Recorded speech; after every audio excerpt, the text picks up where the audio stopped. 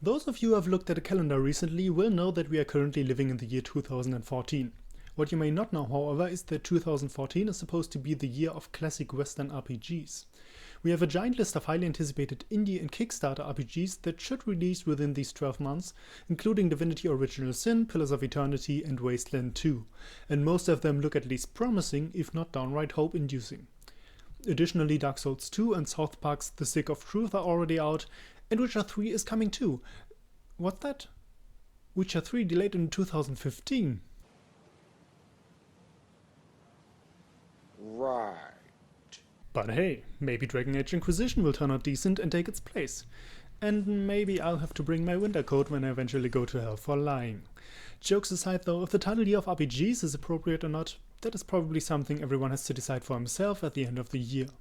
I'd argue, however, that right now we are off to a flying start thanks to the release of Shadowrun Returns Dragonfall. Shadowrun Returns, crowdfunded and developed by Hairbraid Schemes, came out in summer 2013. It takes place in the Shadowrun universe, a science fantasy version of the real world, where futuristic cyberpunk technology, megacorporations, politics and magic turn the planet into a giant survival playground. Dragonfall is the first major expansion of the game, set in another city with an entirely new story but similar gameplay. Now, I don't want to go too much into detail on my opinion of the original Shadowrun Returns, because throughout this review of Dragonfall I will draw enough comparisons between both games or other campaigns to make a clearer picture anyway. I will say, however, that Shadowrun Returns was an enjoyable RPG experience that sadly failed to escape mediocrity due to a few basic design flaws. It had a decent atmosphere, solid writing and a very fitting soundtrack.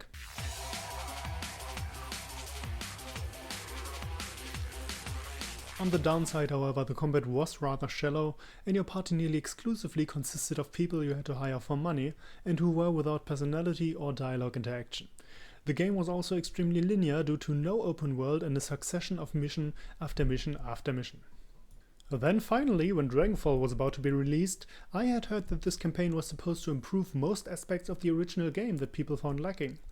I didn't know exactly what that would entail, but in general I was skeptical to say the least. After all, a sequel actually improving upon a game is a concept I thought long forgotten in this day and age. But now, after playing the game, I have to say, fuck me, they actually held this promise for the most part. So gather round, children, as it is time for a quick story introduction.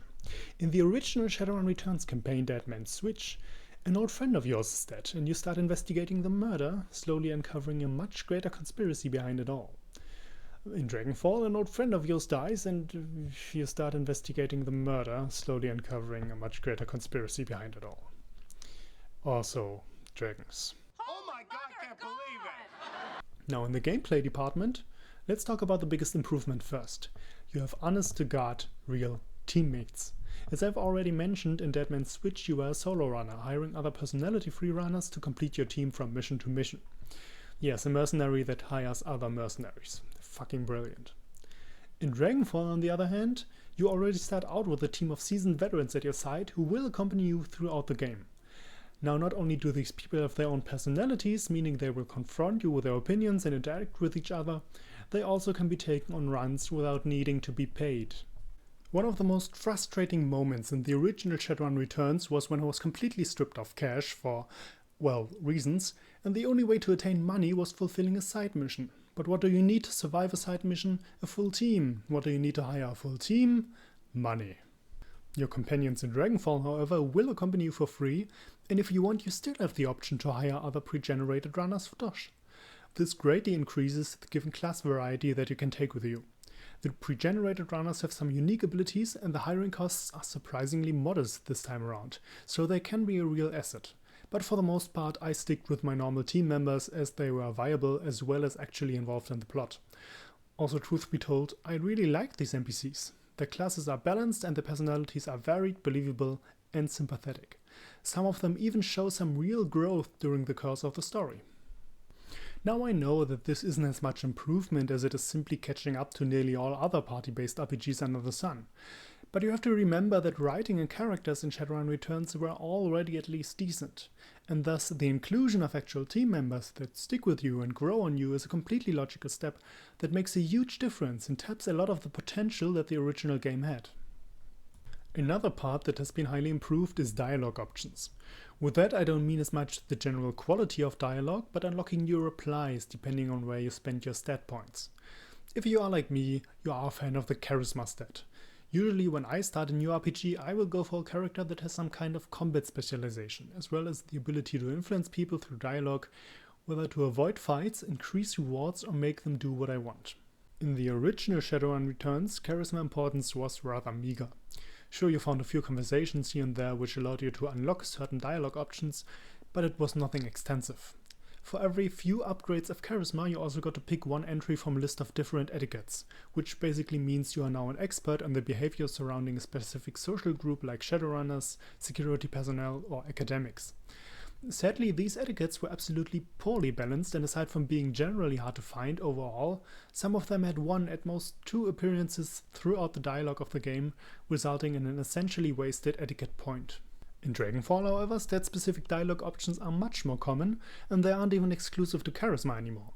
Playing a mage with a high willpower stat, for example, I was able to glance into the magical dimension a few times, allowing me to find traces of magic or read the aura of certain characters in order to gain more knowledge about them. Characters with a high strength are given the option to intimidate others, characters with a high level of drone technology will be able to take over enemy sentry guns, and if you happen to have a lot of points in biotech, you might be able to understand scientific logs that explain what the hell is going on in those creepy laboratories your team is breaking into. The balance surrounding dialogue options is still definitely not flawless though.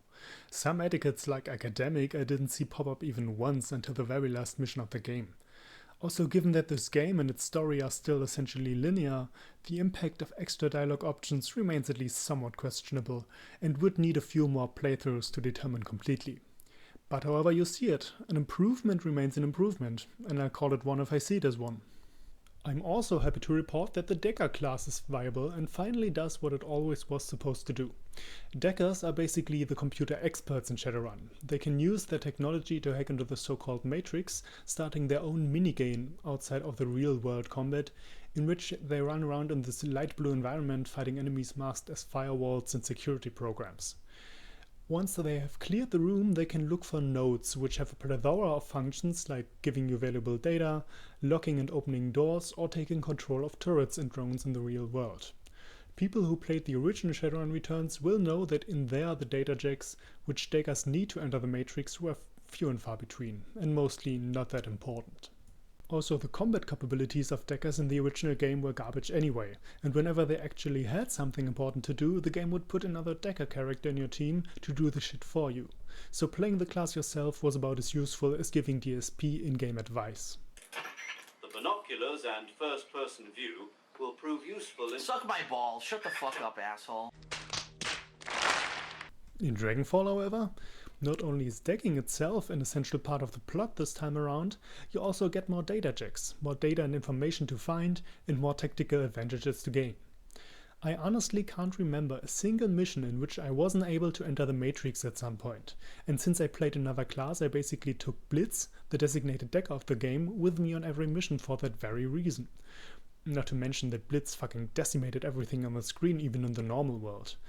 I have no idea what they were feeding this NPC, but I played a fucking Decker/long-range weapon specialist in the original, and my character was nowhere near as combat proficient as this guy, who apparently isn't even specialized in using guns. Now let's look at the bigger picture for a bit. Do you still have to expect the linearity established in Shadowrun Returns from Dragonfall? Yes. Is this a problem? Yes and no. There is no denying that Shadowrun Returns in general could feel a lot deeper if it wasn't centered around a very linear narrative and if it had more hubs and places that you could revisit as often as you'd like. As it stands, you have one area that you revisit many times and which basically contains all shops, important NPCs and the transportation system that takes you to your missions. Mission areas that have been fulfilled cannot be revisited, so yeah, it's linear. Two things about this, however.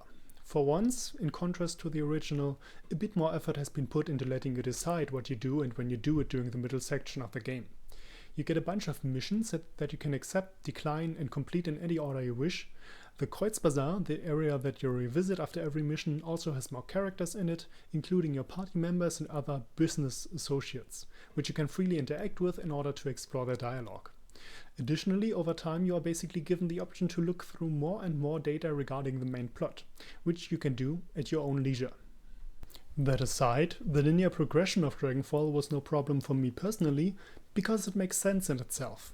Let's face it, as a Shadowrunner you are a mercenary.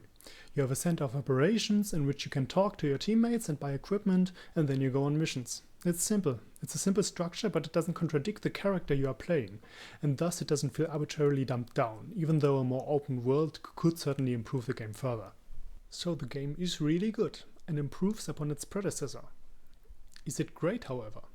Due to numerable flaws, probably not. Combat is still rather shallow. Sure, going through the list of spells and items that you can acquire is impressive on the first glance, but once you go through them in detail, you will notice that most have very simple, straightforward effects. Spells and grenades usually just deal damage, drain action points, or they buff certain attributes like movement, accuracy, armor, respectively. Playing a mage, there was nearly no horde that I couldn't take out by simply waiting in a corner and firing area of effect spells on enemies queuing up to get through the door, and it's not like the game gave me much more to work with anyway. There is still no looting of corpses, and there's really no justification that once my inventory is full, I have to send every item I find back to my stash just because item swapping isn't possible between teammates. Also, I'd really like to bitch slap every single developer of this game for not fixing that sometimes combat mode is still up because enemies are somewhere in the vicinity, even though you are not under direct attack. Why? Because instead of every character moving at the same time, it makes you pointlessly drag every single character through an empty room, while you are still being hindered by action point limits. This was one of the most annoying problems in Shadowrun Returns, and it blows my mind that they didn't fix this as their very first step and then take it from there. What truly grinded my gears though was that this game has this really annoying habit of making every single enemy focus your main character and your main character alone. Way too often I was put into a conversation with a random thug of the day, just for him to decide mid-sentence that he'd like to open fire on me now, and before I could even make my first step, every single gang member took a shot at my frail mage, regardless of their positioning or weapon. Thanks game, I really enjoy starting a fight with red health due to the AI simply being a cunt. I mean, I can't know if a conversation will end in a fight, and it's impossible for me to position myself in cover first and then start the conversation, but hey, at least I packed 3 extra trauma kits, and I totally enjoy spending them on this crap. But okay, before I drift into mindless nitpicking just because I can, let it be said that ultimately this game is fun and well worth your time. The story is good, the writing is good, the characters are good, and while the combat and the world are necessarily extremely complex, none of it is bad enough to raise some serious concern. As long as you can overlook a few flaws and don't expect this game to uphold the whole year of RPGs premise by itself, I don't think you'll be disappointed. And you know what? If the next RPG releases manage to show a similar level of quality as Shadowrun Returns Dragonfall, then maybe even BioWare will finally be forced to stop shitting up the genre further.